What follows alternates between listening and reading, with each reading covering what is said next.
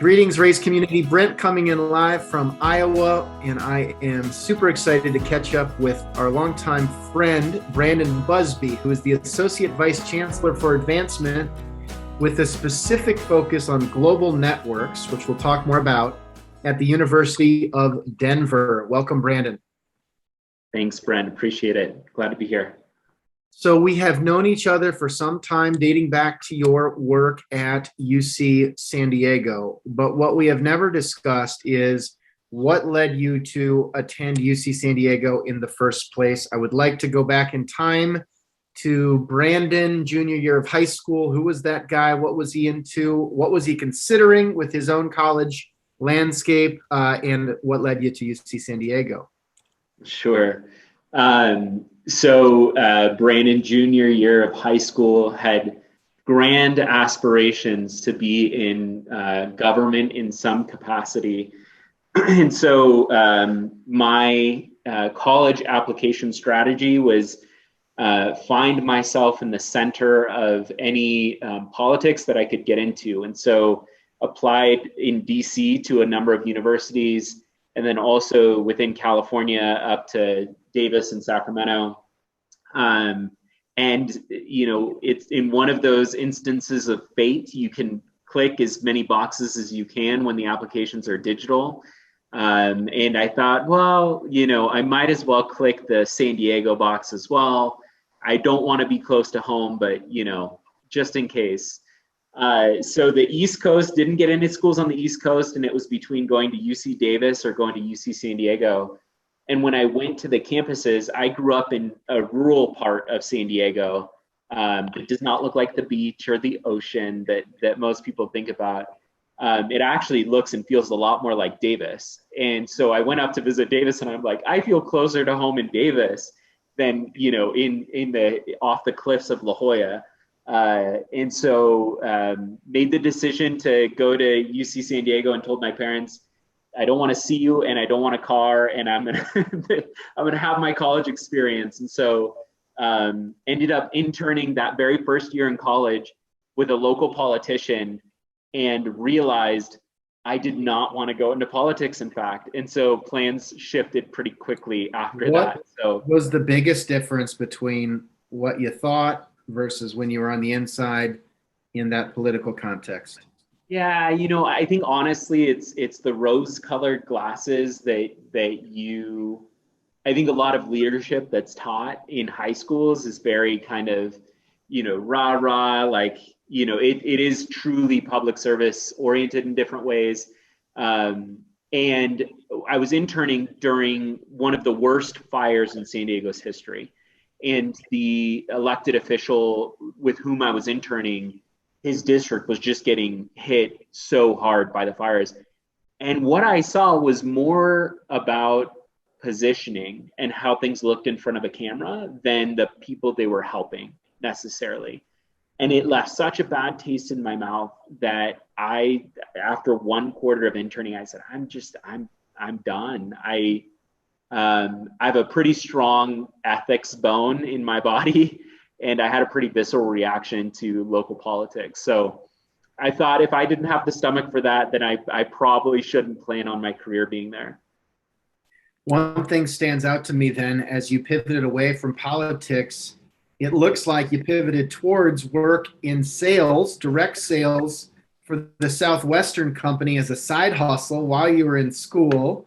Tell me about that, and I commend you on the very specific outcomes that are on your LinkedIn profile. So yeah. What were some of the memories with the Southwestern company? Oh, wow. So what an incredible experience, and what a gift on my resume to be able to talk through that. So after a failed micro internship in politics, I didn't know what I was going to do with my summer, but I knew I needed to do something that was going to give me business kind of experience. And so I took a job that was 100% commission during the summer.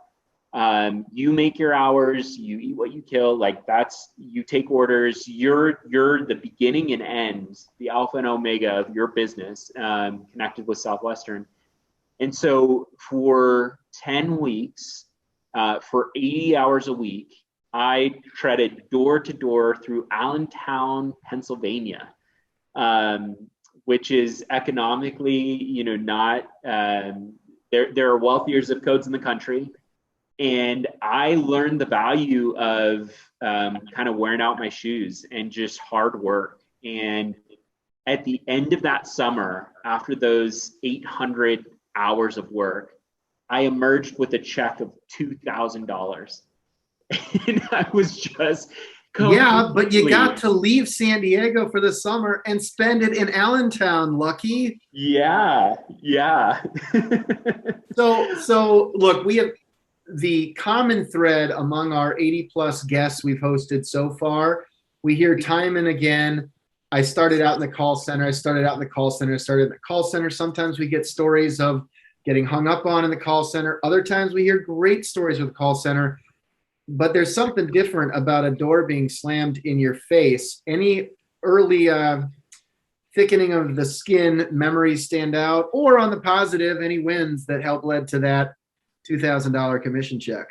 Yeah, yeah. Well, so I'll try and loop a couple of stories together. So there was one day where I was just totally down in the dumps, and you knock on so many doors. What are And you selling, by the way? Like, give me, I'm Brent, knock on my door, give me your old oh elevator gosh. pitch. What was the rough product that we're talking about here? Yeah, yeah. So my name's Brandon. I'm the one that's been talking to all the families in the neighborhood about those study guides for all the school subjects for the kids. The ones that help from the little guys all the way up to the big guys. I'm sure you've heard about me. Have you heard about me yet? And often, Oh yeah, they've been our whole neighborhood's talking about you, Brandon. Yeah. yeah. Well, awesome. Well, I'm so excited to show you what I have. I can take a seat right here and just show you. Or we could take a seat inside where it's a little bit cooler. And I'm happy to walk you through why this set of resources is changing the lives of families in the neighborhood.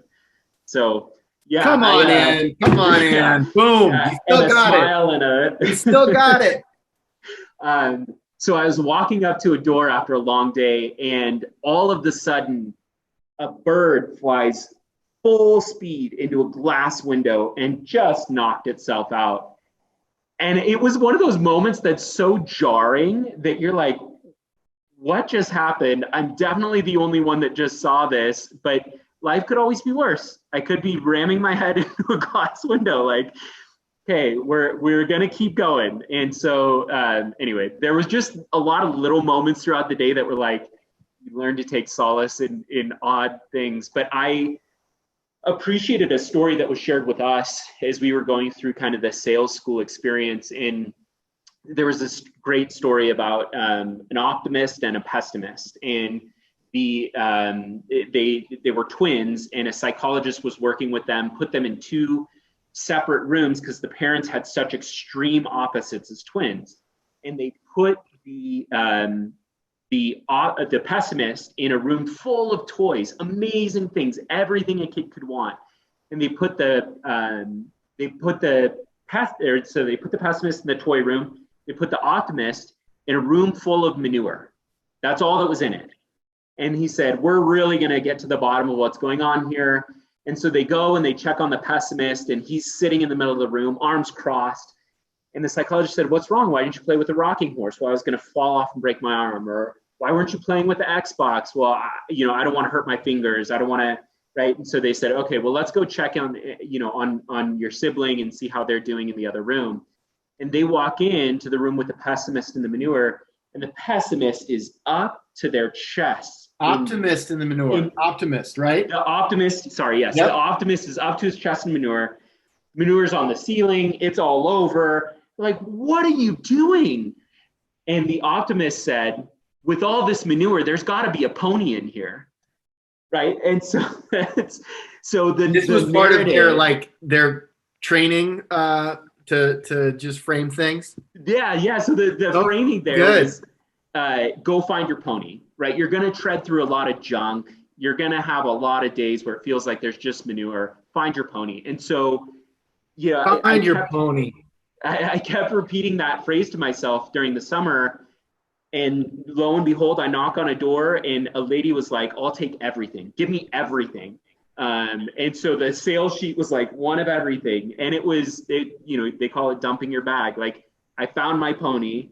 And so the second summer, after going through a full summer where I earned $2,000 the whole summer, I came back and did 10x that in a summer. So I walked with a $12,000 check after a full summer. So again, the value of like lessons Now you're learned talking real money for a summer side hustle. for a college job. Absolutely. Yeah. And it's one of those things where you learn the value of lessons. You know, what you don't get in cash, you can get in tokens that you can cash in later. And I think it's just a matter of being persistent in your career and in what you do to realize like it, you know, you never know what the end game is, but you have to do it with, you know, all of yourself and be open to the lessons you're going to learn along the way. So I'm so grateful for having those summers where lots of peanut butter and jelly sandwiches sitting in the car. But it was a great experience. Thank you for sharing that, Brandon. Like I said, we've known each other for a long time, but you just don't often get all the way down to some of those formative experiences. And lots to think about there. But anybody who's listening and feeling a little bit beaten down about, you know, sending that appeal or getting out, you know, your proposals in time, you could be doing what Brandon was doing his sophomore year of college. So I think selling the mission of higher ed to folks who benefited from it is probably a, I don't know, easier sell, let's say. I agree. So you did that for, I think, 3 years of your college experience, graduated. Where were you leaning, or when you were thinking about different career paths, recognizing that it was probably, you know, just sort of either on the cusp of or in the midst of the financial crisis that, you know, that we were sort of, well, maybe a really good economic time coming right out of college and then not so good shortly thereafter? Yeah.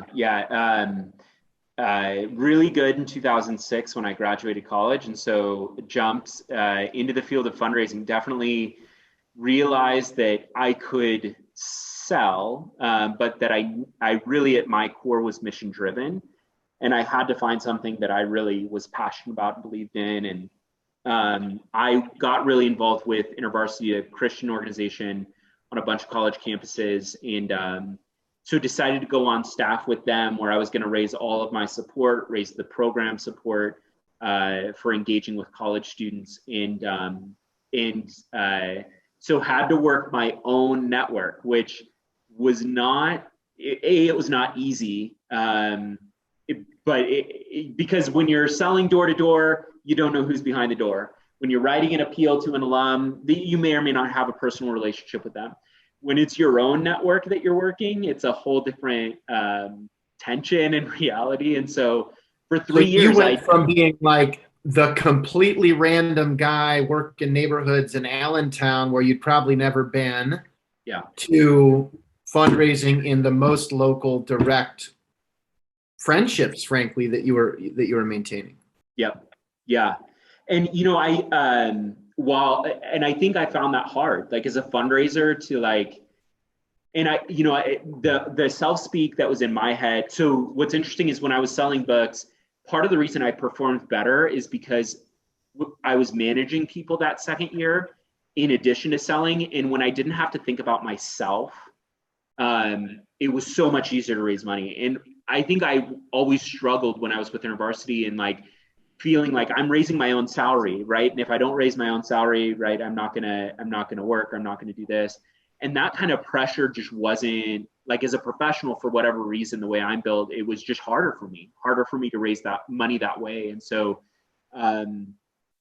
I found myself really understanding my own limitations in a lot of ways. And so by the time the financial crisis hit in 2008 or 2009, it was like, I need to transition. And there was this opportunity to combine a bunch of the experiences that I had by joining the team at UCSD in the Alumni Association, because they were transitioning back in 2009 from a dues paying alumni membership organization to one that was kind of all inclusive, but really embraced the role of philanthropy in the world of alumni relations, which at that point in time was a pretty rare thing for a public institution to be doing. And so I got to be the one that stepped into a role and flipped the switch. And what I found was, again, when the fundraising was about something much bigger than myself, and I was able to focus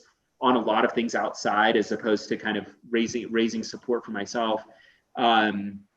I just was able to lean into that and apply a whole different kind of framework and thinking than I applied before. But that transition was really in part because of the economic crisis that we were in at that point in time. And you had a really strong run there, recognizing that you held a variety of roles that it seemed like straddled alumni engagement, but leaning more towards philanthropy, as you just shared. Was that was the institution ready for it? Was there support, or was that sort of a culture change that you all had to move through? Yeah, I mean, so credit to Armin Asahi, who I was so fortunate to come in and immediately be working under him. It was a series of really unfortunate and challenging circumstances with the personal lives of some staff members there. But as an assistant director, I was reporting up to the associate vice chancellor. And so in Armin, anyone that knows him, he's an innovator. He loves pushing the edges of anything traditional.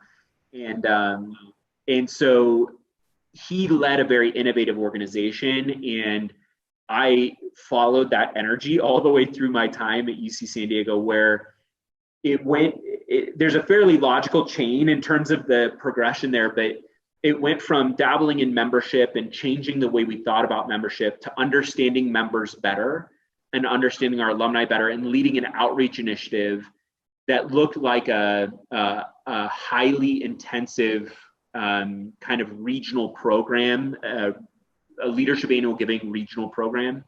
And then from that, we realized in the midst of the emergence from the financial crisis that jobs mattered a lot to alums and that we had to play a more significant role.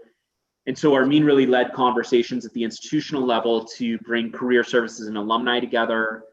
And because I had the outreach team, I took over the employer engagement team, who's outward facing in a very similar way as a lot of leadership annual giving officers.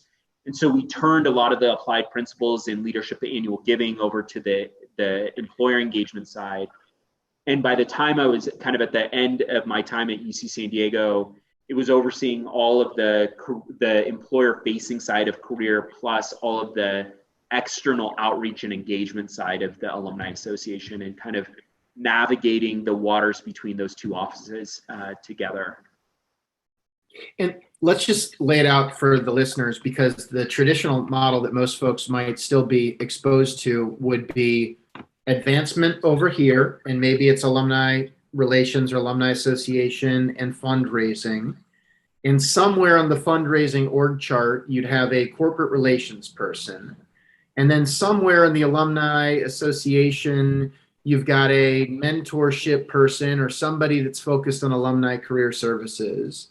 And then over here in a different building in a different part of campus, you have career services, who's trying to largely focus on current students getting jobs. And generally, right, those aren't very integrated or very connected. What was that the before in the UC San Diego context? And then what did the after look like? And why did you and Armin and others become such advocates, not only at your institution, but I think really across the industry? You were in that early wave of folks that advocated for a consolidation that candidly required change. Maybe it was threatening to certain folks, depending on the traditional structure and so forth. What was the before and after, and why did you become such an advocate? Yeah, I think your description of the before is definitely accurate, right? Separate functions, separate silos, separate accountabilities and dependencies. When you look at career services, so career services will fall either in student life or in the provost office. And when you think about the top 3 priorities for either of those offices, right? In student life, health, safety, community, like career is somewhere closer to the end of maybe the top 10. Provost, right? You've got, the whole academic side of that. You've got a whole lot of things that are competing for priority. In the world of alumni, um, the success and the gratitude that's built early on with your most recent graduates will have a long-term effect, one direction or the other, with their relationship with the institution. And so our ability as an advancement function, as an alumni function, to get that transition right, to get that support right, it has massive implications for us. And the fact is, they're an alum the minute they walk onto the campus. They're just either they're a pre-alum, they're a student. And if we think about our community in that way, it changes the way you think about programs and resources and that kind of thing. And so when we were working through kind of the integration, there's a lot of what's interesting, especially in this space in between student life and advancement, is it's like English and Spanish, and sometimes you can be using the same words but meaning totally different things. Not that that happens a lot in English and Spanish, but different languages, right? We would be saying the same words and walk out of the room and say, I think we agreed on something, and then nothing would happen at all. And so we have to develop a shared sense, not only of direction, not only of vision, but also a shared language around the work that was happening in career development. And begin to understand, and I think this is one of the things that I've learned to appreciate more and more in my time in higher ed, that resources drive so many decisions in higher ed. But in advancement in student life, if you can solve a resource problem, you can often move things that seem unmovable. And so if you say that you can engage or deliver better services without adding cost, but simply with a realignment, it quickly starts to make the case that, so for instance, what I mean by that, in the world of alumni, you have 100,000, 200,000, some campuses, 400,000 alums that have some kind of affinity with the institution. To bring that scale to work for the career aspirations of your students, instead of just relying on 8, 10, 20 career advisors to be doing that service, suddenly you've solved a scale issue. And I think, again, in the before and after, it was really thinking about going from a resource constrained world to a resource limitless world in a lot of ways, in that we envisioned a way in which we could do career development without having a ceiling on us, because we were limited by our own imagination and ability to harness the collective energy of our volunteers. And so that really shifted a lot of the thinking of the kind of no mentality. No, we can't do that because we don't have this or because we don't have that. So that shift, I think, was the most significant in the after effect of bringing those functions together. I think it's worth noting that as you were assuming leadership and focused on some of this integration, the backdrop was also in a moment in time when social media platforms were really exploding. And I bet when you started at UC San Diego, if you wanted to know where alumni worked, you might have somebody run a query in a database on information that was self-identified, probably totally out of date. Midway through, you could just go to LinkedIn and in 2 seconds realize the top employer of your alumni is Google, then Amazon, Qualcomm, Apple, etc. And this idea of self-reported information being publicly available, I still think we're early on in operationalizing some of that, because forever in the advancement sector, we've had, for privates, it's been the class reunion strategy. And then it was the regional strategy or our clubs and chapters strategy. Nobody's ever had a Google strategy. Right. Like, what's UC San Diego's engagement with Google? And right. How can that support our admission story? Because we can point to data around alumni outcomes that is far more relevant and accurate. From a student internship perspective, how do we become a conduit so that folks that are interested in working at Google, by the way, how do we help Google's HR team that is looking for students like ours? And then in doing so, how do we make sure that we're building relationships with executives or some of the more well-off folks at Google who could support us philanthropically? And I don't know if we're there yet. I'm still not sure if there are holistic corporate strategies the same way we might think about a class or a region, but it seems like that was the direction you were heading.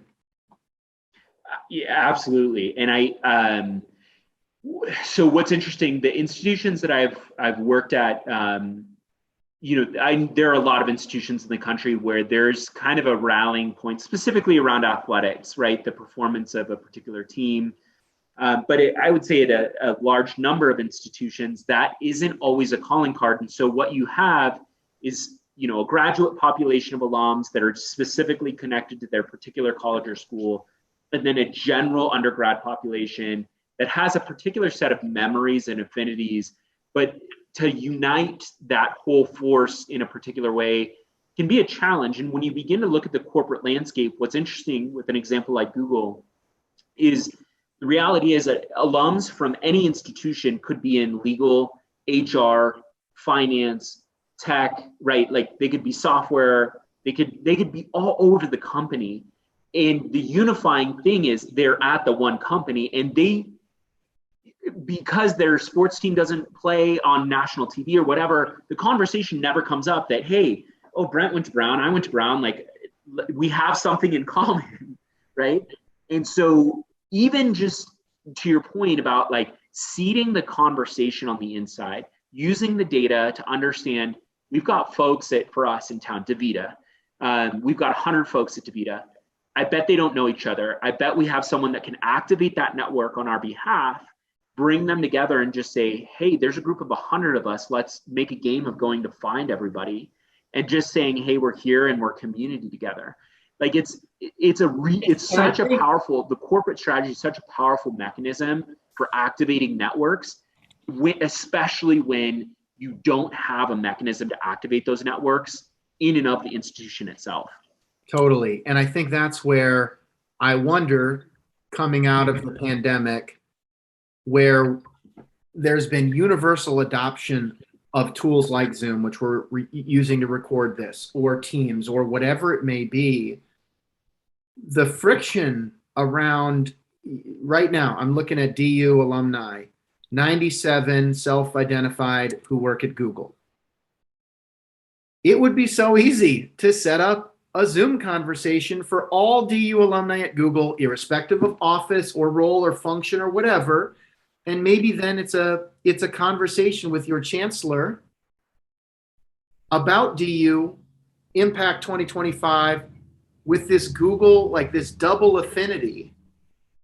Would that further create an incentive for people to show up? And then doing it via Zoom means you don't got to get the chancellor on a plane. And then which office do we go to? So I know we're kind of going all over the place here, but I do feel like this idea of managing a corporate relationship across that student to alumni life cycle in a way that's truly mutually beneficial, that gets Google better access to your talent, that gets your talent and students better access to Google, while also being able to maybe wrap in philanthropic opportunities is something that still feels pretty wide open. Yeah, I fully agree. And it's interesting to think about how the lessons learned from the past 2 years, year and a half, can be applied to that kind of nimble kind of network activation. Old habits are slow to die in the world of higher ed. And I think... Well, especially at a moment when it's like, okay, now, knock on wood, we can start having events again. And so we're thinking about, pivoting back to probably more in person, especially for the experiences that we really miss, but also probably maintaining some of the digital experiences that were successful over the last year. And now here I am telling you should have a corporate, strategy too. It's sort of like, okay, well, who's going to do that work? Where does that live? But I do think in the sort of org chart, aligned model that you've been championing first at UC San Diego, I know you've done the same at DU, at least there's a chance. Yeah. Yep. And you're not going to do it for every company overnight, but could you test it for Lockheed Martin, or could you test it for one of the key employers, for your institution? And it sure feels like, I've even thought, looking at alumni participation by class year, I get it. It's simple, but it sure is arbitrary. What if we stacked up the Google, Amazon, and Microsoft alumni, right? And started being able to present corporate level giving summaries and maybe even got some challenges back and forth. I don't know. Yeah. Yeah. No, I think it's wide open. I think it'll be interesting to see, especially with a lot of the kind of great resignation or whatever's going on right now with the workforce shift, where affinities will most be alive and activated, right? I think as people have also maybe invested in their personal lives and the lives of their families, like how does that come into play as well? So I agree with you on the corporate front. It's huge open opportunity for us to think about how it really evolves the network activation strategy. Let's just talk about the great resignation for a minute. Where you sit sort of with that intersection of advancement in career services, have you all seen an uplift or an increase in alumni seeking support or seeking new opportunities? Did it feel like maybe your community had hunkered down during the pandemic, but they are now saying, okay, I want to know more about the DU services, or who else can you connect me to, or is it too early to say? It's still early. I think what we did see both early on in the pandemic, and we still see it now, is that any content around mental health and well-being is consumed pretty rapidly. I think folks are still trying to make sense of life, of work, of the new world in which we live, and we see a lot of engagement on that side. Anything we offer around mental health and well-being. On the career side, can I just ask, Brandon, yeah, because I know you're involved with Pequod, and I know that you've yeah, got a strong network. It seemed like globally, certainly in the U.S., in all facets of life, even pre-pandemic, it seemed like mental health and wellness went from sort of this thing in the corners that sometimes would get talked about, but not really, to it just being in the mainstream. And as we sit here in August, this week, Simone Biles was navigating her own mental health issues relating to the Olympics. And it just seems so pervasive now. Has this come up on your professional circuit or within the alumni community of just, is this part of our job? Is this part of the role of an alumni organization in 2021 to speak to and develop programming, or frankly, is that not a lane we should be in? And I'm just curious how you all have navigated that, or what you hear from your peers.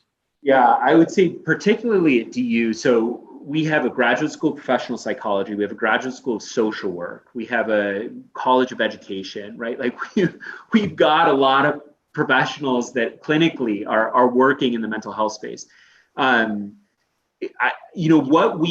kinds of conversations we were having, especially in major metros, so New York, San Francisco, LA, like it was already coming up before the pandemic, right? That this, especially for young professionals that are dealing with, it's not just the stress of climbing the ladder and getting this great job and doing this kind of thing. It's the kind of, so our students would come from Colorado, which to its credit has so much to offer in the outdoors. You can year round go do whatever you want recreationally, and it does contribute to your well-being. It does contribute to your mental health.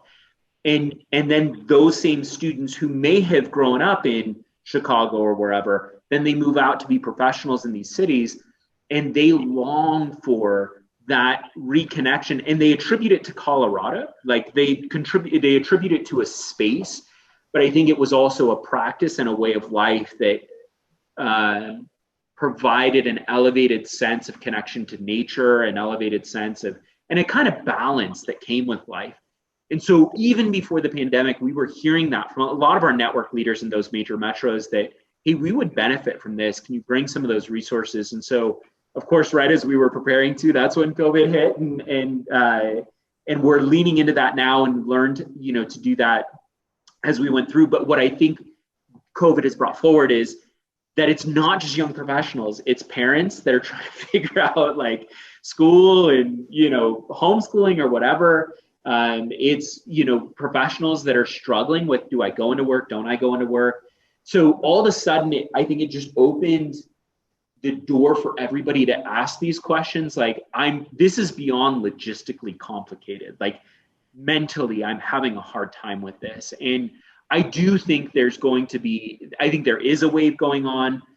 I think just as much as we're learning to have conversations about diversity, equity, and inclusion, I think we're learning how to have conversations about mental health and well-being and its role in the workplace. And I think, unfortunately, we're shortcutting so much of that with this conversation about, well, is it remote work? What's our remote work policy and that kind of thing? And I think the highest level question we should be asking is, what is the value we hold for the mental health and well-being of our professionals? And do we believe that happy employees are going to be productive employees? Then the next question is, how do we make sure they're accountable to producing in that way? And then what's the policy, right? But we're kind of shortcutting this conversation just to get back to work. And I think it could really, both in advancement, I think I see my PQuad colleagues, we're all having conversations about, you know, what's your remote work policy? What's this remote work policy? How are you navigating this? How are you doing events? And I think we can miss this moment of just saying we need to keep the highest values high. And we know that caring for mental health and well-being should be one of those high values. So I don't think we've made a ton of progress there. And I'm worried, honestly, we're going to fly past this moment and in a rush to kind of get back to normal. Right. Let's talk about that, because given your role where you sit at the intersection of, on one hand, not just at DU, but across the sector, tried and true practices of higher education, the importance of in-person residential learning in many cases. But you're also a conduit to brands, employers that are rapidly adjusting their approach based on what you just said. First and foremost, how do we enable people to do their best work? And if more flexibility or more remote friendliness supports their best work, then we'd be crazy not to support it. Yet, as I've seen in anecdotal, survey work that I've done on LinkedIn, and as we hear from our peers in the sector, on one hand, higher education responsible for educating the talent of tomorrow. The talent of tomorrow is walking into organizations that all just shifted to remote for a year, and in most cases are maintaining some aspect of that. But the educational institution itself is sort of either institutionally or department-wise saying, let's get back to normal. And so how do you sort of reconcile that in a leadership conversation where you've kind of got to walk both sides in a certain regard? Yeah.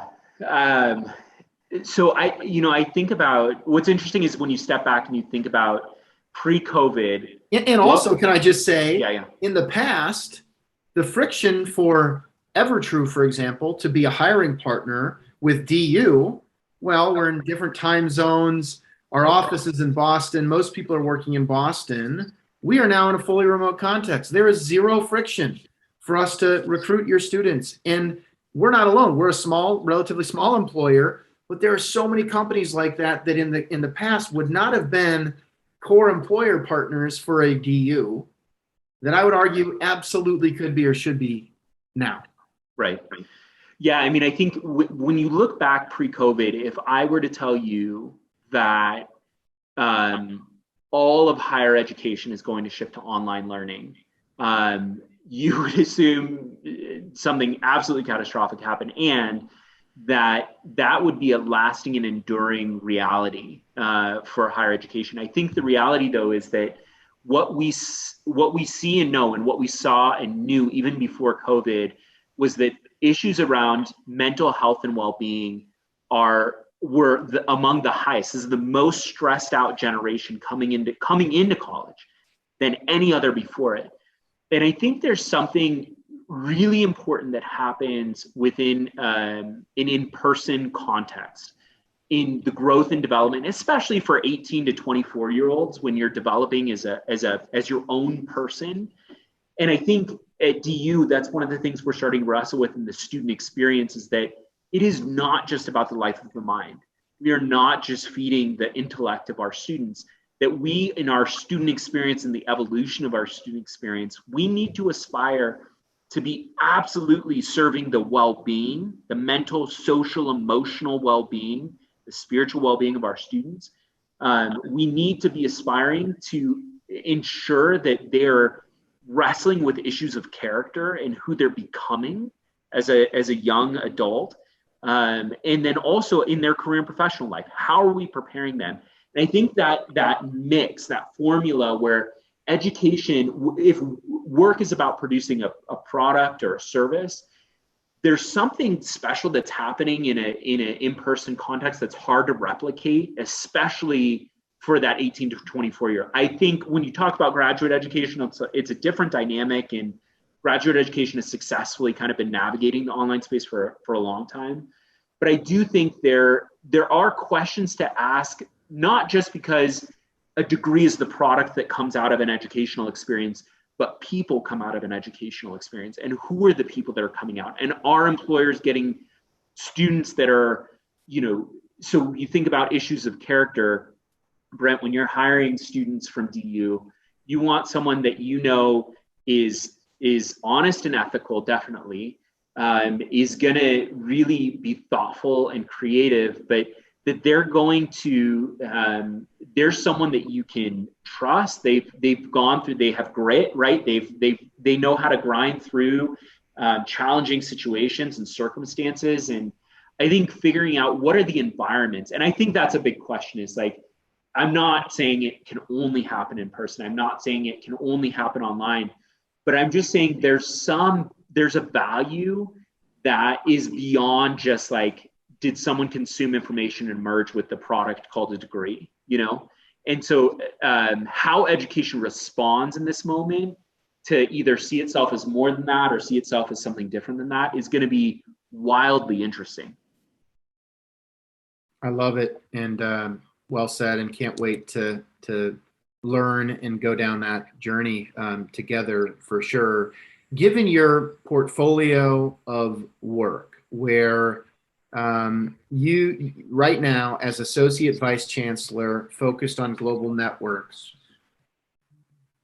your portfolio would include student engagement, alumni and friends by way of career and professional development, alumni engagement, advancement marketing, and annual giving across schools and colleges. And so let's talk a little bit about maybe some of the impressions, misconceptions, realities in some cases, where when you think about the alumni life cycle, the sort of journey after graduation, in the past it would have been potentially, I did the work, I worked with career services, I did my internship, I got my job. 6 months later, they called me and asked for money. That's not the experience you're hoping to create. I know that you're looking for a much more symbiotic experience where we want to play a direct role, make sure you understand and get some early education around philanthropy, but we still have to achieve our annual giving and other fundraising goals. And so how do you think about balancing giving and getting versus maybe it feeling more disconnected through the eyes of a recent graduate, let's say? Sure. And what we saw early on at DU is, and if you look at the data nationally, this holds true, is that the participation rate of recent graduates is fairly poor, and it's also fairly indicative of where your participation rate is going to go in the future. It'll climb, but it'll climb, proportional to what those early days kind of look like. And so the approach has been, well, then get them early, get them given early as quickly as we can, get them giving, get them in that rhythm and pattern. I think that when we surveyed and when we had conversations with our recent grads, what they would say is, you called me the day after my first student loan bill came due at 6 months, right? Like, that is the worst calendaring that we have in annual giving, is don't wait 6 months. That's literally when they get their first bill. Instead, what we realized and how we positioned our programming was that within a month, within 3 months, within 6 months of graduation, the first 3 phone calls a student's going to get is a call from our career center saying, do you have a job? If you don't have a job, do you know that there are resources locally and then back on campus? So if you're in Chicago, if you're in New York, we've got alumni there, they can help you. Or there's this webinar coming up, we're going to get you connected. So that the memories of those first couple phone calls are, you were there. And I think the sour taste in the mouths of young alums is often, the first phone call I got was asking me for money. It wasn't, you were there to support my success, you were there to support my career. You help us. If a student can if an alum can tie back their career and professional growth, success in any capacity to the help of the institution, that ask is not a hard ask to make, right? Just, hey, would you do the same for students that are coming up behind you? And so I think we don't pay enough attention in those early days, in that first year especially, to what is that experience like? What is the narrative that our alums are hearing? And then how do we invite them in is the only time, to annual giving's credit, annual giving often is the only time alums hear from us. We do a much better job at keeping up with development data than we do with engagement data. I know often they live in the same database, but we're much quicker to act on good data on the annual giving side than we are on the engagement side. And that's shame on engagement. We should be better. But so between the consistency of communication and that first year experience, I think there's a huge opportunity to think about how we evolve our thinking around alumni participation specifically, which has been in a precipitous decline for 2 decades. And look, in a certain regard, this is just common sense. It's golden rule. I mean, in our major gift work, we do not walk in and make the ask immediately, right? You earn the opportunity to get to a point to make an ask. And I think, unfortunately, just the way annual giving has worked is it has been more transactional. And so the worst case scenario is you call the person 6 months after they graduate, they just got the student loan bill, they don't have a job yet. And as the student caller, I say, good luck. Yeah. I mean, that's the worst when you have so many ways that the institution could support that part of the life cycle. And it sounds like leading with, how are you doing, right? Recognizing that we can then gather data, develop additional segments, and earn the opportunity to make a solicitation is just going to improve the experience and probably the odds of success. And I know one of your favorite memories, having worked on a planned gift connected to a community commons project, did tie back to some of those formative experiences. And I'd love to just learn more about that and then think about how do we scale that goodwill much earlier in more alumni journeys. Yeah, that I had the opportunity in stepping in as interim vice chancellor to oversee the whole advancement enterprise. And one of the conversations that I was having a conversation with an individual, an alum, about his stories, right? Always starting with, what's your story? What's your connection to this place? What's your favorite memory? I think a lot of good major gift officers ask those questions. And at the end of that conversation, there was a kind of a throwaway comment that, I've been thinking a lot about my legacy, and I really should have that conversation. And I said, let's have lunch. Let's talk about what that looks like. And it was such a natural, because we started with this story, because we started with, his memories of the campus, over lunch, we started talking about more of those memories and going a little bit deeper. And, it was not a far stretch once you kind of got down to it to say, what does legacy mean to you? What does that look like? And how could that manifest itself on the campus to a place that's clearly meant so much to you and your life? And so it was, I think sometimes there are some gifts that are absolutely kind of harder to walk through. It feels a little bit clunky. But this one was such a natural conversation because someone was already thinking about, what do I want to leave behind? How do I want to make my mark on a place that's left a mark on me? And that was coming from a sincere place. And I think, that's not something, no matter how many programs you run, that's that is years and decades of him remaining engaged with the place and just having opportunity after opportunity. And I think, there's a huge value of engagement professionals in institutions to play a role in major gifts and principal gifts, because often, and no offense to any of my development colleagues, but the data will show often the engagement folks are around a lot longer. They know a lot, they have a lot more institutional memory, and they have some relational memory. And I think a lot of the very successful development officers are ones that have been at institutions for long enough to build some of these relationships. Some of the biggest gifts take a decade, right, to develop. And so I think that's the other side of the coin, is being a trusted kind of representative of the institution and knowing it well enough to be able to authentically represent enthusiasm for that story.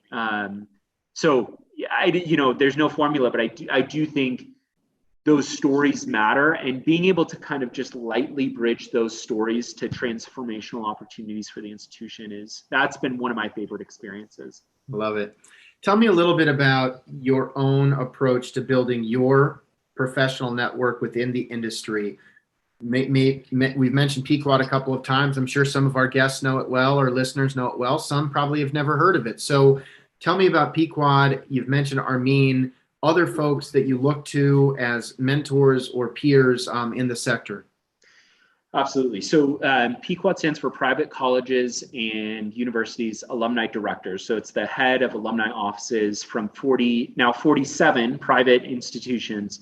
I've been a part of it for almost 6 years, ever since I've been at the University of Denver, and have been fortunate to serve as membership chair, really helping the organization think about its membership and its membership strategy. It's a community where it's been an amazing community for a lot of reasons. Number one, just quality people, like amazing people. But number two, often at my institution, all of our trustees, their alma mater is one of the Pequot schools. And so I can call up, Howard Wolf over at Stanford, or, I can call up a Sturley over at Duke and just say, hey, one of the trustees mentioned this. Can you tell me the story behind what Stanford did here, what Duke did here? And that ability to kind of quickly get to the kernels of truth in what someone was really enthused about is so helpful. But just, as a community of practice, and also a community of therapy, and just knowing like what you experience is not crazy, is helpful. I have engaged a lot with CASE and been I chaired the Alumni Engagement Strategies Conference for a few years, and then was fortunate enough to get invited and officially joined in July, just this past month, the CASE Commission on Alumni Relations. And so I know JT Forbes has been really engaged there, and JT is someone that I so respect. And so I always have my eye out for people that really, for a decade or more, have built a reputation of being a respected leader in a space. JT has such a strategic mind. Armin is such an innovator, right? And I can go through every one of my Pequot colleagues, and I think I can pick a couple of things about each one of them that I want to emulate my career. And I've found that it keeps me going in the times that are hard and the times that are good. Like just being inspired by your peers that are doing new and different things. And at the end of the day, they're not your competitor. Like in a lot of, apart from CASE awards, they're not your competitor in any way. And so being able to share together as a community of practice is also one of the really cool and unique things about our industry. Really well said. Do you have any plans to hit the road or reconnect with any of those folks, or too early to say at this point? We're bringing them all here to Denver in January. Pequot, we're hosting the Pequot conference here on campus at DU, barring whatever situation that could emerge here. But looking forward to connecting with a lot of those folks, and then meeting a lot of new folks as well. We recently, one of the things that's been important to me is that as all of our institutions grow in our understanding and our practice of diversity, equity, inclusion, that we as Pequot wanted to really grow and evolve and involve a lot more community that reflected the diversity. And so we were able to add 4 schools to Pequod. Northwestern was one of them, but then Howard, Morehouse, and Spelman all joined Pequod. And I've already learned a lot from those colleagues, and am looking forward to learning so much more. But I think as a field, we've got a lot of growing to do in that space, and I'm looking forward to a lot of new lessons learned and new connections with colleagues as well. Well, I wish you the best as you plan for that January gathering. I'm sure, twisting people's arms to come to Colorado in January. I think you'll be all right as hopefully folks can make some long weekends out of it as well and hit the slopes. But the time has flown by, Brandon. I got to give you a chance. If there is a plug for opportunities at DU, are you hiring at this point? And then also, what's the best way for our listeners to get in touch with you? Sure. So yes, I do have a couple positions open. We are getting ready for a campaign. And so there's a lot of really great opportunities coming, not only on the development side, but have an opening for leading our career development effort, kind of an integrated alumni career role that's an assistant vice chancellor role. And also looking for a stellar marketing director of our next campaign. And really looking for creative minds to come in there. So email me, brandon.buzbee@du.edu, and would love to, or connect with me on LinkedIn. Always love connecting with colleagues in the advancement field. All right, Brandon, we've got to wrap, but I hope we can all go out and find some ponies as we reflect on Brandon's career, and just can't thank you enough. You're always such a positive, enthusiastic leader and friend to so many. So thank you for sharing your perspective and career path with our audience today. Thank you, Brent. Really appreciate the opportunity. Brent, signing off from Iowa. Going to go look for some horses out there. Take care.